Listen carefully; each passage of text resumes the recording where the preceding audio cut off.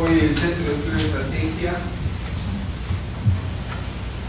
nuevamente va a abordar una de las temáticas que tiene que ver con su tarea, que en este caso son las relaciones internacionales o los negocios internacionales. El Centro de Estudio de Estrategia, para los que no son alumnos míos, perdón, me presento, soy Javier Vicuña, titular de Técnica de Decisión y director del Centro de Estudio de Estrategia de Fabricantes. El Centro de Estudio de Estrategia tiene tres áreas en las cuales estamos trabajando y abordando. Esto tiene que ver con estrategia de negocios internacionales. El año pasado inauguramos la primera actividad extracurricular del Centro de Estudios y tuvo que ver justamente con jornadas de comercio internacional. No es una materia, un área que tengamos nosotros en el plan de estudio, pero la idea es que lentamente tengamos un desarrollo y un abordaje de esta temática, porque tiene que ver con todos los profesionales de ciencias económicas y la intensidad y el volumen de los negocios, que son cada vez más globalizados e interdependientes, hace a la necesidad de que esta clase de estudios tenga un desarrollo en esta temática. Yo quiero ser un poquito porque tenemos invitados y tenemos un programa. Antes que nada, bueno, yo quiero agradecer al profesor González, un referente de nuestra facultad, que tiene la energía, esa sapiencia del docente a flor de piel y que nos sigue ayudando y capacitando, y le agradezco por su presencia nuevamente, al señor Marcos Ochoa, de la facultad, al señor Leonardo Rey, también de la facultad, el señor Rizzo, de la facultad. En este caso también quiero agradecer esto que parece que se arma más o menos simplemente y nos sentamos y escuchamos a nuestros invitados, no es tan simple y hay que coordinar las agendas de las personas que nos vienen a visitar, y esto no es tan sencillo, teniendo en cuenta que contamos con la presencia de gente de renombre y prestigio. Pero también es importante destacar la colaboración que siempre tenemos en el Centro de Estudios de la Secretaría de Investigación de Posgrado, con su secretario y Laura Castillo, que ingeniero Gonzalo también. Es una colaboración de un equipo que es la facultad. La facultad en realidad es un equipo, trabajamos como tal. No me quiero extender, pero yo me quiero dar el gusto. El mes que viene la universidad cumple 45 años. La Universidad de Lomas creció, se dio inicio con tres carreras. Una que tenía que ver con comunicación, otra que era ingeniero suministro, si no recuerdo mal, que tiene que ver con producción animal, ¿no? Me parece que ingeniero suministro, me parece. Pero bueno, ahí la vamos. Y la tercera era la licenciatura en migración, ingeniero rural. Porque para el crecimiento y dar inicio en el año 72 a nuevas unidades académicas tenía que arrancar y dar inicio con nuevas ofertas educativas. Es por eso que no se puede dar inicio con ofertas tradicionales. Así se dio inicio y una de las tres primeras carreras fue la licenciatura en Administración, año 72. Pero después de esta larga noche, señora Espina, buenas tardes. Después de una larga noche que fue la dictadura que hemos padecido, año 83, la represión de la democracia a mí como alumno nos tenía como alumnos bajo un régimen militar, y el revolución democrático nos devolvió el gobierno que inspira a la Revolución Nacional.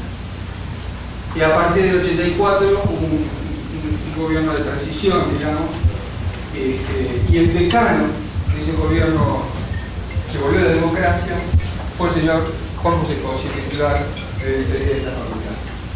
Juan José, le agradezco infinitamente la presencia. Y Juan José va a tener el gusto de presentar al doctor Consani, que es nuestro primer disertante, pero que además fue rector de esta universidad. Entonces, en este momento de que estamos por cumplir 45 años, antes de venir acá tenemos una pequeña charla y recordando los inicios de esta casa de estudios que tanto queremos, y en definitiva, bueno, los que estamos del año 80 ya como alumnos, somos parte de los mismos de la facultad, que tanto queremos, y también creo que todos estamos de acuerdo que tenemos un gran sentido de pertenencia. No me extiendo más. Señor Juan José Cosio, le dejo la palabra. Hola. Yo estaba viendo el currículum abreviado del doctor Consani. Me imagino lo que será el otro, pero bueno, dejémoslo de lado. Fundamentalmente, desde el punto de vista académico, tiene su título en materia de Derecho, con un doctorado en Derecho Internacional en la Universidad de París. Es profesor titular por concurso en Derecho Internacional en La Plata y es profesor del posgrado en Derecho Internacional y Relaciones Internacionales también de La Plata.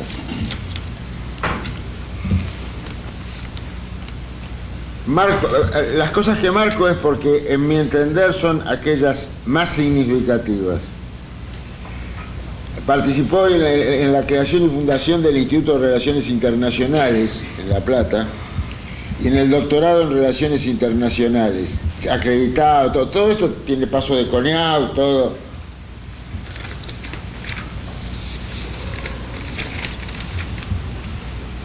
Es un ex rector nuestro, es él el ex rector, yo no.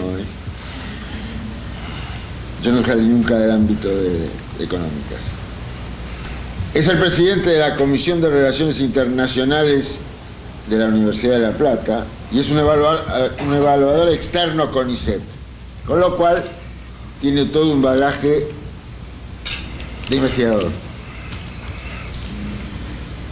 Lo último que marqué fue que es presidente fundador del Consejo Federal de Estudios Internacionales en el año 2009. Yo creo que desde el punto de vista académico, porque evidentemente es un hombre del área académica, a menos que tenga otras cosas aparte, es suficiente. Nosotros lo único que queremos es escucharlo y aprovechar todo aquello que pueda tener en su bagaje. Lo escuchamos. Bueno, antes que nada, buenas noches a todos. ¿Se imaginan la emoción que uno puede sentir de que después de exactamente 25 años, repito, aquellos amigos que fueron colaboradores en mi gestión, como acá el caso del profesor Rey, y otros que hemos charlado hace unos minutos, lo haya pensado en uno para una actividad en el marco de los 45 años de creación de la universidad. Yo siempre digo que la docencia es la riqueza más grande, una de las cosas más grandes que puede tener el ser humano. ¿Por qué? Porque de alguna manera son cosas que ningún dinero lo compra. Que uno haya tenido este reconocimiento después de muchos años, verdaderamente lo emociona. Sinceramente lo emociona y uno tiene que sobreponerse. Eso en el agradecimiento va a todas las autoridades y a todos los alumnos de la universidad. Justamente el actual decano y el actual vicedecano fueron también en aquellos años jóvenes estudiantes de la Franja Morada, que con el devenir del tiempo, bueno, son los que son actualmente. Eso como presentación general. Uno, digamos, acá decía el amigo, digamos, que era abogado, pero en general, por eso Avatar el destino, uno terminó en el exilio político y aprovechando el exilio político hizo estudios de relaciones internacionales y hizo el doctorado en la Universidad de París. Y volvió con la democracia. Y justamente la vuelta a la democracia, que claro, cada vez ustedes la ven más lejos, acá muchos de los que están en esta sala no habían nacido, pues ya llevamos 34 años, y en aquellos años, casualmente, y ahora lo voy a enlazar con el tema de la conferencia de esta noche, se empezaba a hablar en otros términos. Fíjense ustedes que la Argentina era un paria internacional. Se violaban groseramente los derechos humanos, y decir Argentina en el mundo era un poco que era como una lepra, ¿no? Éramos en el concierto mundial una vergüenza con la desaparición forzada de las personas, desaparición de las personas, con la dictadura militar. En ese momento nos acompañaban algunos otros países latinoamericanos, en esto la figura bastante conocida, incluso más que Videla, de General Pinochet, acá en Chile. Entonces, tuvo que llegar la democracia, y esto es importante que lo tengan presente hasta el día de hoy. Tuvo que llegar la democracia para que nosotros los latinoamericanos empezáramos a vernos, a nuestros hermanos, como hermanos en la construcción de un futuro común. Es imposible pensar una integración con dictaduras militares, con gobiernos autoritarios. Esto es absolutamente imposible. La integración, que tanto hablamos, tiene un componente mucho más allá de lo económico. Tiene un componente político, pero político con una P mayúscula. Y yo siempre quiero contar esta anécdota que simplifica, ejemplifica lo que es la construcción de la integración desde la democracia y con líderes democráticos. Cuando empezó el proceso, que antes de que se creara el Mercosur en la década del 80, el doctor Alfonsín, obviamente, paréntesis, me van a escuchar esta palabra varias veces esta noche, paréntesis, el único presidente de los que hemos tenido en la democracia que podría caminar libre por las calles. Un hombre que terminó como llegó. Y no estoy haciendo propaganda política, estoy marcando una era de gente que reivindicar la política, pero reivindicarla de lo que debe ser, de la honestidad, la construcción de un bien común. Y en esa construcción de un bien común, pensó con los otros líderes que esperaba que llegara la democracia. No lo podía hacer con Pinochet, pero sí cuando se rescató la democracia en Brasil con el presidente Sarney, porque el presidente Tancredo había muerto justamente antes de asumir el mandato en Brasil. Lo llamó al presidente Sarney y le dice: mire, presidente, nosotros que nos peleamos, habíamos construido, para que ustedes tengan dimensión de lo que era esta América Latina antes de la democracia. Se pensaba, nuestras Fuerzas Armadas puentes en la Mesopotamia para impedir que vinieran los tanques brasileños. Esto es lo que le parece un delirio a ustedes, esto lo decían los estados mayores, para impedir que vinieran a invadir la República Argentina. Entonces, cuando lo llama el presidente Sarney, le dice: presidente, ¿sabe qué? Nosotros que estamos en una, entre comillas, una escalada militar a través del desarrollo nuclear, paréntesis, desarrollo nuclear que hoy, después de tantos años de una política seguida por los diferentes gobiernos, podemos enorgullecernos en el mundo, una de las grandes muestras de la Argentina, que es su desarrollo nuclear pacífico. Y le dice al presidente Sarney: vamos a ir juntos con sus técnicos, porque Argentina, querido amigo, Argentina tenía la posibilidad en esos años de tener la bomba nuclear. Eso es lo que ustedes están escuchando esta noche. Tenía la posibilidad, estaba más avanzado que Brasil. Pero un presidente democrático como el presidente Alfonsín, le dije: presidente Sarney, venga con sus técnicos, venga Picaleiú, Picaleyú es una pequeña localidad en la provincia, no sé si de Chubut o Río Negro, donde estaba el desarrollo secreto militar nuclear argentino. No lo podía creer el presidente Sarney, que el presidente Alfonsín lo estaba invitando a ir a Picaleyú y destrabar esta locura que significaba el desarrollo militar, digamos, incluso el mayor desarrollo militar que puede ser el arma nuclear, que hoy lo estamos viendo en Corea del Norte, que podía darse entre países hermanos. Y cuando se genera el Mercosur, que fue ya el Mercosur van a ser después, ya cuando Alfonsín no estaba más con el presidente Menem, cuando se genera el Mercosur, tenía un componente fundamental que iba más allá de lo económico. El componente fundamental era el componente cultural, que también figuraba el componente social y también figuraba el componente nuclear. Es decir, que la integración se da con voluntad política y fundamentalmente viendo, digamos, a nuestros hermanos como constructores comunes. Lo mismo pasó con Chile, que era imposible una relación con Chile estando el presidente Pinochet. Pero Argentina trabajó a través de Alfonsín para lograr la recuperación de la democracia en nuestro país hermano. Y nosotros y ustedes, digamos que a lo mejor ni lo tienen en la mente, tuvimos a horas de entrar en una guerra con nuestros hermanos chilenos que hubiera marcado nuestro país durante muchas décadas en una guerra que es lo peor que le puede pasar a un pueblo.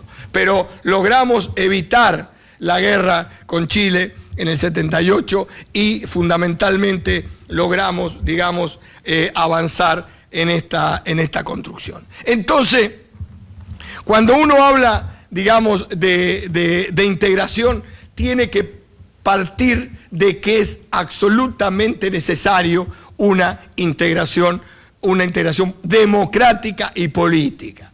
¿Qué es lo que hicieron los europeos? ¿Qué fue con Europa? ¿Qué fue la integración europea? Fue que después de dos tremendas guerras mundiales se unieron las dos grandes potencias europeas de la época, que fueron los franceses y los alemanes, que habían utilizado los dos componentes fundamentales para la guerra, como son el carbón y el acero, y lograron crear una institución que fue la que precedió a la Unión Europea, que fue la Comunidad Europea del Carbón y del Acero. Y la idea de esa integración europea también fue una idea democrática y fue fundamentalmente una idea de los grandes, incluso que está en la historia de la humanidad, de los grandes filósofos, como Kant en su momento ya planteaba, de una unidad de los pueblos en una Europa común. Esa es, digamos, la misma idea que pensaron los que pensaron esta unión latinoamericana. Pero ¿qué pasó después? ¿Qué pasó inmediatamente después? Inmediatamente después cambió el gobierno argentino. Y automáticamente se transformó ese gran proyecto de integración latinoamericana en una simple, digamos, unión económica y comercial. Lo económico subió y lo político bajó.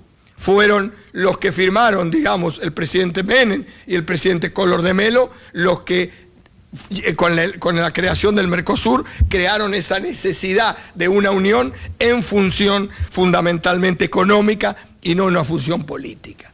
Y la realidad que fue el Mercosur, y ahí tenemos que, fundamentalmente, como siempre digo yo, estamos en una universidad y la universidad es la catedral de la libertad. Por lo tanto, podemos decir las cosas que nosotros pensemos y no tenemos absolutamente ninguna cortapisa para limitar cualquier concepto que podamos tener. Y ya me voy anticipando porque es absolutamente imposible en pocos minutos hablar de un tema tan vasto. Por eso yo siempre, cada vez más, por los años, fundamentalmente me interesa más el diálogo que el monólogo. Seguramente ustedes tendrán muchísimas preguntas. Por ejemplo, solamente para poner una, ¿qué está pasando actualmente en Venezuela? Pero bueno, eso seguramente lo responderemos más tarde. Pero en este desarrollo es fundamentalmente marcar esta idea de la integración que se va desvaneciendo porque no hay verdaderamente voluntad política. O, lo que es peor, es el discurso por un lado y la realidad por otro.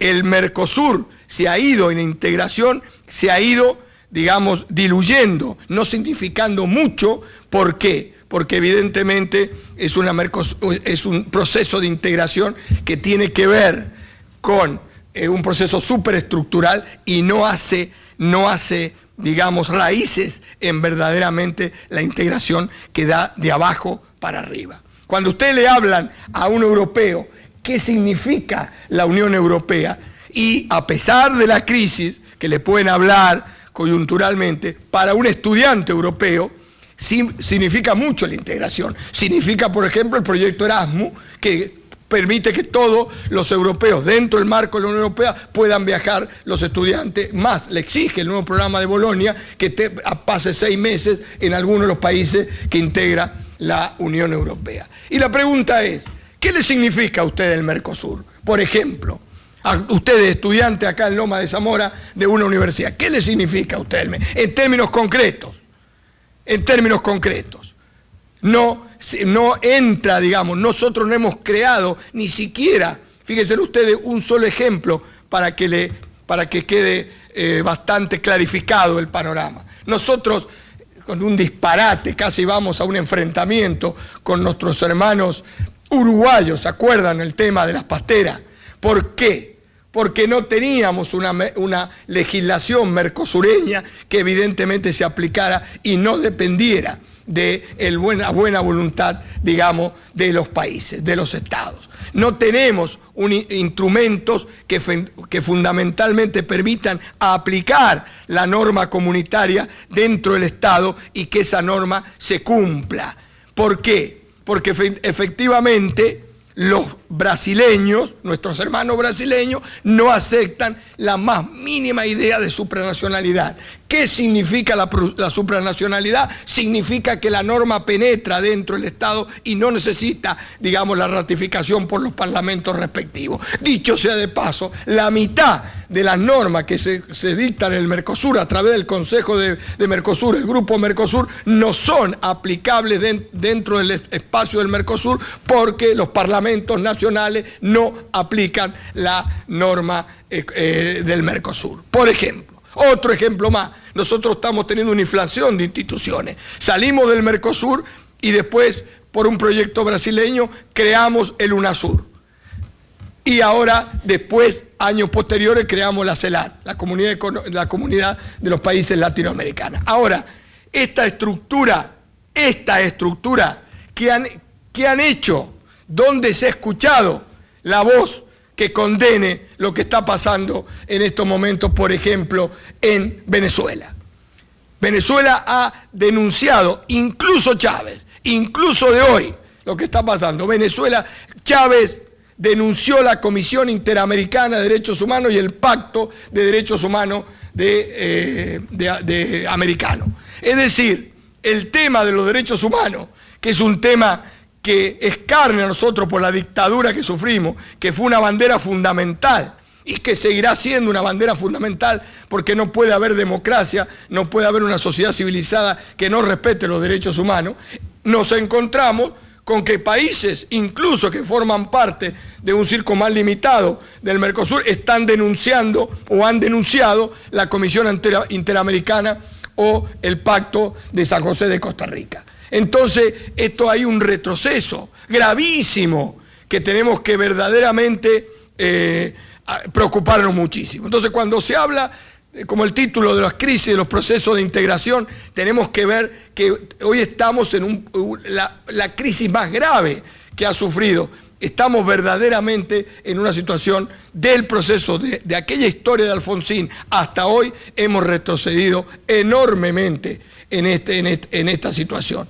Todavía es cierto, el proceso de integración, y yo soy uno de los primeros que les quede clarito que está a favor de la integración, pero la integración tiene que tener componentes fundamentales y que pasan por tener normativas que absolutamente apoyen y rescaten, digamos, los valores. La integración tiene que ser un instrumento que sirva a los pueblos. Porque acá entramos en otro tema que tiene que ver una enorme actualidad que hoy pasa, por ejemplo, en la Argentina, que tiene que ver uno de los grandes temas de las relaciones internacionales contemporáneas, y un poco me estoy extendiendo.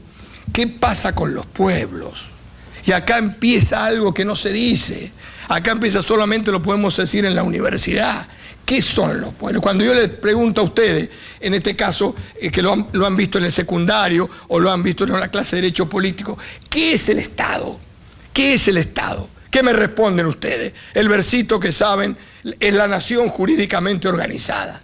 No, en muchos países, incluso ¿qué es? Es decir, la nación o los pueblos están dentro del aparato de Estado, o el Estado puede ser un Estado terrorista, como nosotros lo suprimos en nuestra dictadura militar. Es lo mismo, siempre digo yo, ¿cuántos México hay? Es lo mismo el México de Chiapas que el México de Monterrey en el norte. Es lo mismo. Nosotros, por ejemplo, en la Argentina, cuando tenemos la tremenda desigualdad social, la tremenda miseria de nuestros hermanos indígenas, que hoy sale por los mapuches, pero también están los con, están los huichis, y que los arrían en camiones para que voten, y tienen el mismo voto que nosotros. Cada uno de nosotros tenemos el mismo voto. Son argentinos como nosotros, pero no existe. Entonces, ¿qué pasa? Yo no me meto en tu casa, estoy hablando del Estado, del sistema internacional, porque vos no te metas en la mía. Tapemos la mugre bajo la alfombra. No me meto porque empezamos a cuestionar. No hace falta el ejemplo extraordinario de Mandela, que de alguna manera permitió que el apartheid y esa discriminación racial de Sudáfrica se terminara de mostrar la mentira, y hoy el pueblo sudafricano es todo un pueblo dentro de Sudáfrica, por ejemplo. Pero no es solamente Sudáfrica, el problema es la realidad de muchos pueblos del mundo que no se sienten representados en su aparato estatal. Pero esto es un tema, entre comillas, subversivo en la arena internacional. De esto no se habla. De esto no se habla porque se empieza a cuestionar una serie de temas, e inclusive, ahora que está saliendo a la luz por otros temas que no viene al caso, es el tema de los pueblos originarios. Entonces, ¿cómo es la historia? ¿De dónde hablamos de estos temas? Estos temas hoy tenemos que, cuando hablamos de relaciones internacionales y no queremos hacer un discurso edulcorado, no queremos hacer un discurso formal, por ejemplo, la vergüenza que hasta el día de hoy, en la Carta de la OEA se habla de la igualdad jurídica de los Estados. La igualdad jurídica de los Estados, una enorme hipocresía. O es lo mismo Haití que Estados Unidos, o es lo mismo, con todo el respeto, o es lo mismo Canadá que algún otro pueblo centroamericano. Pero se sigue insistiendo en estos temas, se sigue manteniendo esa hipocresía que nosotros debemos fundamentalmente sacar y hablarle fundamentalmente a las nuevas generaciones y en los marcos universitarios. Yo siempre le digo, acá lo que tenemos que reflexionar y pensar, lo nuevo de nuevo, y no seguir repitiendo, hacer una enseñanza que repita conceptos que no sirven. Generalmente yo trato a los estudiantes permanentemente, por eso les decía ahora, que preguntemos, dialoguemos, a ver cuáles son sus inquietudes con respecto a las relaciones internacionales. Pregunten todos, no hay ninguna limitación. Yo no vengo a hacer un discurso político, sino vengo a hacer un discurso académico, un discurso científico que tiene por finalidad dudar, cuestionar fundamentalmente. Esto es lo importante. ¿Qué significa, retomando el tema, qué significa la integración? ¿Qué significa para los pueblos? ¿Se hace? ¿Que son consecuentes? Por ejemplo, yo me voy acordando, son muchísimas cosas, no vamos a terminar, quedarán muchas cosas en el tintero. Y voy a decir algo que seguramente a alguien que está acá presente no le va a gustar, o a algunos que están presentes no le va a gustar. Fíjense la vergüenza, el papelón que significó que nosotros todos votáramos parlamentarios del Mercosur. Cuando nosotros vimos que parlamentarios del Mercosur, donde se metieron todos los partidos políticos, estábamos eligiendo, sin hablar de los que lo buscaron para protegerse de los fueros y todo. Dejemos ese tema, que algunos nombres ya conocemos, sino que ¿Qué se votó? Un parlamento del Mercosur para recién regir en el año 1919 y encima un debate para cobrar, digamos, cobrar el sueldo de un 2019 y cobrar un sueldo, pero es una cosa, fíjense hasta dónde hemos llegado de una denigración, de pensar en estos términos. ¿De qué hablamos? ¿Que porque decimos esto estamos en contra de esto? No, señores, lo que ustedes están erosionando y están prostituyendo es con este tipo de decisiones. Porque no puede ser, digamos que ¿qué significa un parlamento? Pegámoslo por definición. Ustedes son estudiantes de economía, pero deben saber. Un parlamento legisla, ¿no? Y si un parlamento no legisla, ¿qué sentido tiene? Puede ser evidentemente un ámbito para debatir, perfecto, ya estaba. No hacía falta, digamos, una elección directa. Elección directa que todavía no tiene nadie. Los únicos que las tienen son los paraguayos, que encima sacamos en su momento para permitir algún ingreso, como el ingreso, digamos, de Venezuela. Fíjense ustedes, un solo tema estoy poniendo, que es un tema que seguramente todos los que están acá lo votaron, porque iba en la boleta de todos los partidos, pero nadie cuestionó eso. ¿Cuál es la idea del Parlasur o el Parlamento del Mercosur? En el sentido, digamos, de darle una legitimidad, perfecto, pero esa legitimidad no puede acompañada con ningún beneficio, porque no se puede transformar en un tomidaca. Estamos hablando en otros términos, estamos cuestionando ciertos elementos que hacen fundamentalmente al respeto a los pueblos. Y eso es lo que tiene sentido, digamos, la integración como una política absolutamente necesaria, porque hoy no hay ninguna posibilidad en un sistema internacional de grandes bloques políticas nacionales e individuales. Eso no existe más, no hay ninguna posibilidad. Tenemos que unirnos con nuestros hermanos brasileños, con nuestros hermanos chilenos. Se ha hecho un gran trabajo con Chile, hay 20, 30, 40 controles fronterizos, la frontera cada vez más permeable. Eso debe ser, digamos, la idea de Mercosur. Fíjense la otra vergüenza que me pasó a mí particularmente, seguro algunos de los que están ustedes acá presentes a lo mejor también, cuando yo he tenido que ir a Chile a través de la ruta, no a través de avión, sino de la ruta, nos bajaban de un colectivo y nos ponían una pared como delincuentes. Me pasó a mí hace 3 años. ¿Dónde está? En un mundo tecnológico, tenemos todos los instrumentos tecnológicos para pasar una frontera entre un país hermano, estamos todavía en el siglo XIX. Entonces, eso es integración, en los hechos cotidianos, los pequeños hechos que permiten, digamos, que se haga un salto cualitativo, que no permita, como lo pensó en su momento el presidente Alfonsín, que no permita que el tema nuclear, que es un tema que hasta el día de hoy, gravísimo, el tema entre India y Pakistán, por ejemplo, o el tema de Corea, o el tema de Irán. Es decir, es un ejemplo que nosotros hemos mostrado al mundo, es que el átomo puede ser para desarrollo civil, con gran desarrollo, y no para un tema nuclear. Esto es lo que podemos mostrar al mundo, y podíamos mostrar, y todavía por suerte podemos mostrar, los sistemas democráticos y los derechos humanos que, como les dije hace unos minutos, en algunos países están seriamente cuestionados. Bueno, yo podría hablar muchísimo más, pero lo que quiero, digamos, y para ser coherente con lo que les dije, quiero, digamos, ahora las preguntas de ustedes, porque seguramente habrá muchas dudas, muchos cuestionamientos, y lo mejor de todo, muchas opiniones que no concuerden con la mía. Entonces, le quiero ver, digamos, deseo que puedan hacer preguntas. No sé quién es el maestro de ceremonia acá. Yo le quería que abiertamente cada cual te pregunte, simplemente levanta la mano y Roberto nos pueda... Es que es una charla, digamos, en definitiva. Yo tengo una pregunta. Sí. Si usted ve viable una mayor integración al Mercosur de otros países, o sea, ¿cuán viable lo es? No, por eso, cuando se empieza a hacer las preguntas, se empieza a ir desarrollando algunos temas. Es viable en tanto y en cuando, insisto, se cumpla, digamos, con los principios fundamentales. No es viable cuando no se respetan, digamos, ciertos condicionamientos. Es decir, no pongamos nombre. Si en un lugar se está violando groseramente los derechos humanos, usted no puede permitir que un Estado quiera ingresar si este Estado está avalando que el otro Estado viole los derechos humanos. Por ejemplo, no sé si la respuesta a mí es clara. Por supuesto que la integración es lo más abierta posible en tanto y cuando dos cosas. Primero, se respete ciertos principios fundamentales, que es lo que dio origen, por ejemplo, a la Unión Europea y que ahora estaba seriamente cuestionado, porque un triunfo del Le Pen, por ejemplo, hubiera sido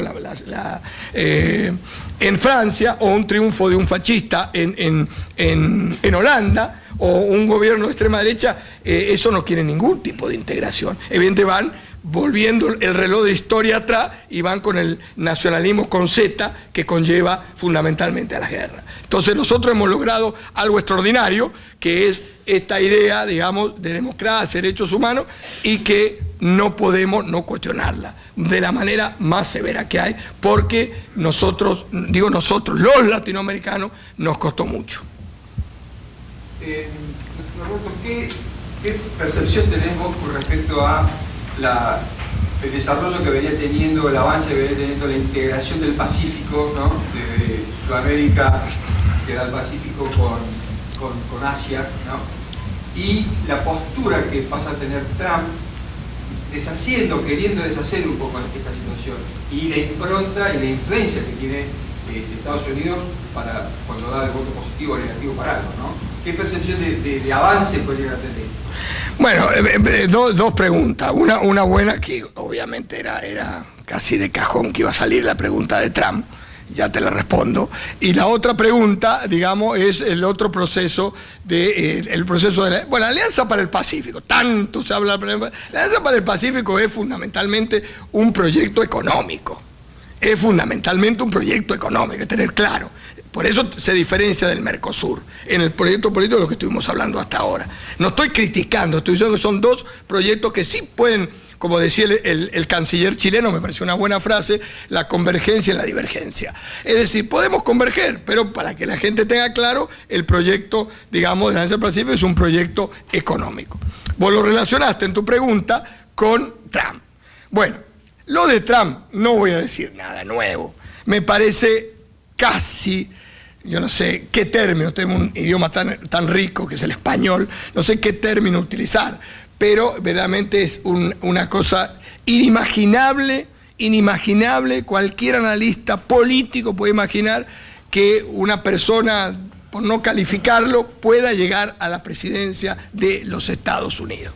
Es un retroceso, y además, y atención con esto, que espero que me equivoque, espero equivocarme, estamos en una situación extraordinariamente delicada porque se juntó nada menos que enfrente con el gordito de Corea del Norte, que no tiene nada que perder, y este hombre que sí tiene mucho que ver, porque nada menos es presidente de la primera.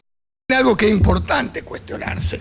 Es decir, increíble que una democracia con más de 200 años, que criticado o no desde el punto de vista internacional, pero internamente son los Estados Unidos. Pero cómo los Estados Unidos han generado, han permitido que un personaje de esta característica sea presidente del principal país del mundo. Es extraordinariamente preocupante, peligroso por lo que está pasando, porque les aclaro, a lo mejor muchos se desconocen, a mí me entrevistan permanentemente por la radio y a veces se desconoce esto. El botón nuclear, y no quiero ser apocalíptico, lo aprieta el presidente, no necesita la autorización del Congreso. El Congreso sí, para declarar o no la guerra en los términos tradicionales, pero el botón lo aprieta él. Y esto que parece de medio de ciencia ficción, no es tan de ciencia ficción, con un personaje como Trump, que cambia permanentemente, que está muy preocupado. Saben ustedes que hoy la mitad del Departamento de Estado, que es la Cancillería norteamericana, no tiene embajadores, no tiene funcionarios, y le renuncian todos los días al funcionario. Fíjense ustedes que tenía este fascista nuevo tipo, o nazi nuevo tipo, Bannon, que bueno, ahora lo tuvo que echar porque era impresentable, digamos. Cosa que nosotros no podíamos imaginar. Imagínense ustedes, bueno, no sé, muchos lo conocen, no lo conocen, un Biondini, que es un nazi que incluso participó en elecciones, fuera acá el asesor del presidente de la Nación. Una locura, Una locura absolutamente absoluta, una locura que evidentemente nos hace reflexionar. Y esto es un gran cuestionamiento, si le pueden llamar estos términos, a la ciencia política, ya no a las relaciones internacionales. ¿Cómo un personaje de esta calaña puede haber llegado a lo que llegó?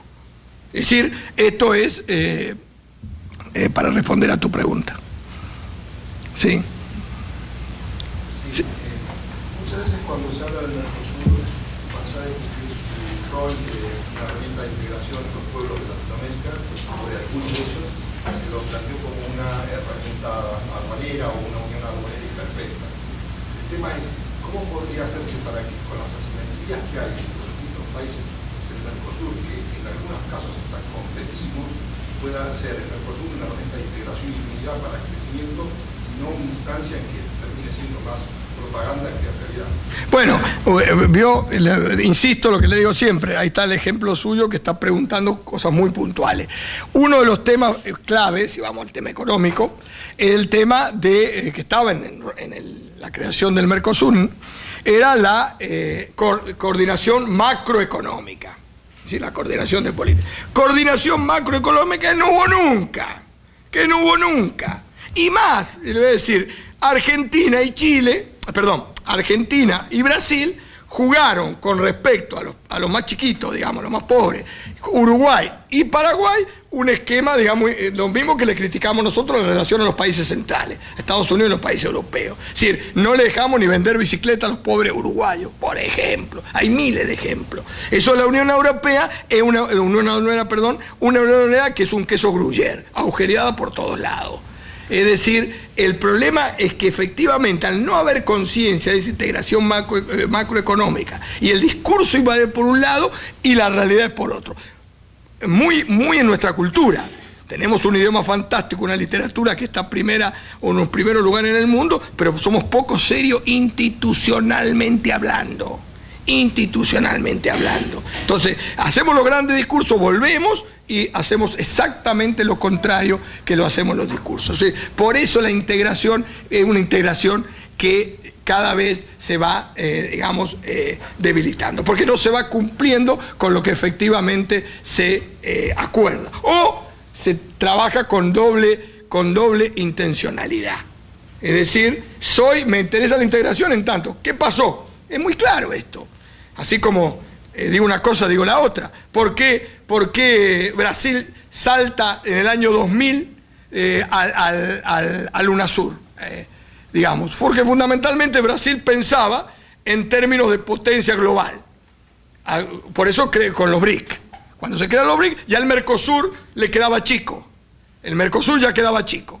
Entonces, ¿dónde está ese espíritu de integración cuando vemos la oportunidad de abrirnos de este coso? Volvemos a, la realidad lo que terminó Brasil en la actualidad. Es decir, en una situación de una crisis muy grave. Y otro tema más que me viene ahora con el tema de la corrupción. Muy poco se hizo, y estamos viendo los resultados para un control de la corrupción a nivel latinoamericano.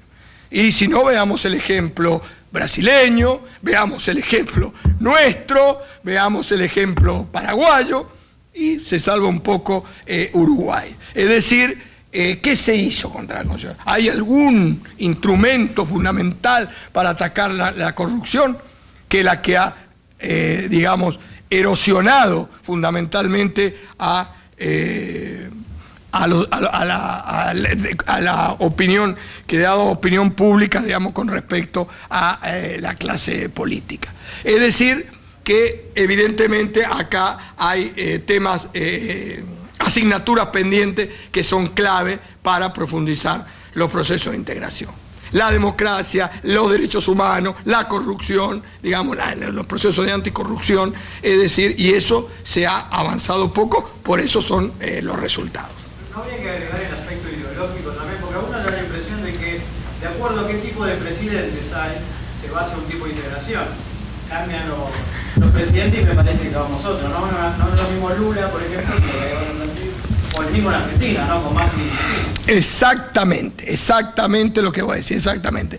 Cuando no se respetan, fundamentalmente cuando no hay un proceso institucional, exactamente, que los procesos quedan a la expensa porque volvemos al caudillismo latinoamericano, volvemos a los presidencialismos. Y un proceso de integración no puede depender de una persona, por cualquiera sea su nivel, su perfil ideológico. Esto que planteas vos es otro de los grandes dramas de los procesos de integración, que no se apoya tanto en instituciones reales, no formales, y a la vuelta, digamos, de tal o cual presidente. Van y bajan, digamos, o que para cumplir tal o cual resolución se necesita la voluntad del presidente, cuando debería ser un proceso que, si yo de acuerdo con vos, respetemos, y no que venga alguien a obligarte para cumplir por el poder político. Es que eso también pasa a nivel internacional, no solo latinoamericano, porque si, por ejemplo, habría una sanción a Estados Unidos al no respetar políticas ambientales globales o acuerdos firmados que este presidente da por borda y no respeta, toma la decisión de no respetar. Entonces no creo que, me parece, no solamente es un tema latinoamericano, sino mundial, que debería haber sanciones globales de políticas como esa, me parece. Sí, bueno, pero ya entramos en otros terrenos más difusos, por supuesto. Debe ser así, pero fíjate vos, mirá la ironía de la historia, fíjate vos, en el tema del tema medio ambiente que vos planteaste, fíjate vos que Trump, viste, volviendo al tema, está absolutamente en contra, y fíjate vos, parece una cosa lo que está pasando en este momento con los huracanes. Bueno, fíjate vos qué increíble. Pero al margen de eso, yo te digo, el tema de los procesos de integración que te permite una mayor cercanía, que se pueda aplicar la normativa. A nivel global ya es más complicado, porque el mundo es mucho más complicado, digamos, valga la redundancia. Pero a nivel, por ejemplo, nosotros, fíjate vos, volvamos al tema de las pasteras. Nosotros teníamos algún tipo de normativa. Lo que pasa es que la normativa del Mercosur, del tema ambiental, nadie la cumplió. Los uruguayos, sin consultar, no por, digamos, que Uruguayo no va al caso, pero los uruguayos crean en Gualeguaychú la gran pastera. Nosotros, digamos, sin avisar, cuando el derecho internacional te obliga a avisar en un río compartido que tenés, que no cuando se semejante obra, y son los hermanos uruguayos, no son los enemigos, no te avisan que van a hacer ese trabajo.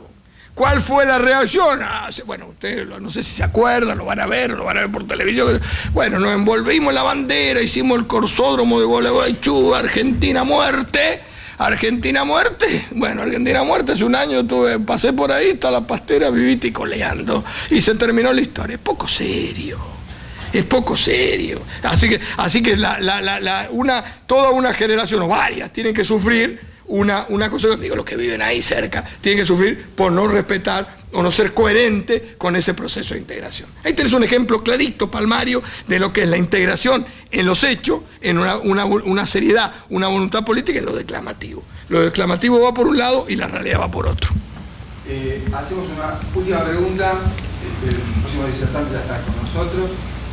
¿Alguien quiere? Yo tengo ganas por la hora, pero...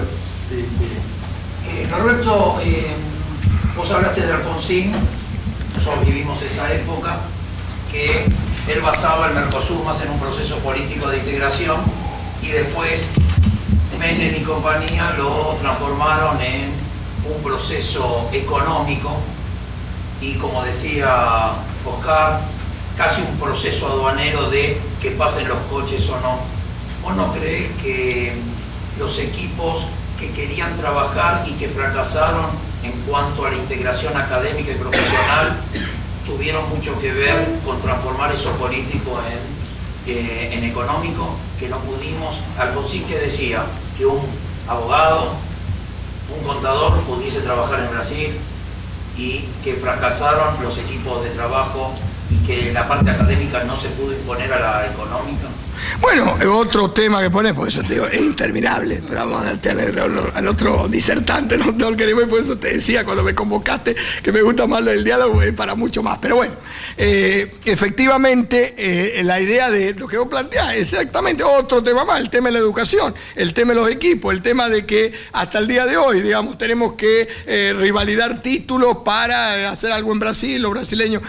Todavía estamos en la realidad de que lo estamos comportando como compartimentos estancos. Es decir, en el tema educativo, muchos otros temas, pero en el tema educativo, y evidentemente no hay, alguna vez se hizo, por ejemplo, te digo, una idea que tiene que ver con la Alianza del Pacífico que vos preguntaste, tiene que ver, por ejemplo, de compartir en nuestras embajadas en el mundo la parte, digamos, de la consejería comercial, para que como Mercosur, como bloque, que tiene mucho más peso, pudiéramos negociar en conjunto. Bueno, son ideas que quedaron, se hicieron, no se hicieron, no hay continuidad, digamos. Y tampoco, la pregunta tuya, también los equipos, evidentemente, no han estado, en algunos casos, a la altura, pero bueno, pero eso lo decide la política. Seguramente, si hubiera seguido alguien con voluntad política, eso no hubiera pasado. Hubiera habido problemas, por supuesto. Todo proceso de integración, todo conflicto es por esencia, es la esencia de la vida. Como decía Gabriel García Márquez, cuando no hay más conflicto, tenemos las cucarachas. Quizás pronto las cucarachas, con el tema nuclear, las cucarachas no tienen conflicto, no sé si a lo mejor tienen conflicto, pero el ser humano, digamos, entre paréntesis, sino para alertarlo esta noche un poco para terminar, que nosotros no hemos, nosotros, me incluyo, no hemos asistido, digamos, a un tema de lo que es una guerra nuclear, un tema nuclear. Estamos, digamos, en una situación muy, muy delicada. Yo siempre que me entrevisto hago esta observación, no para hacer, digamos, hacer una cosa del apocalipsis, pero obviamente estamos en una situación complicada, no solamente por el tema de Corea,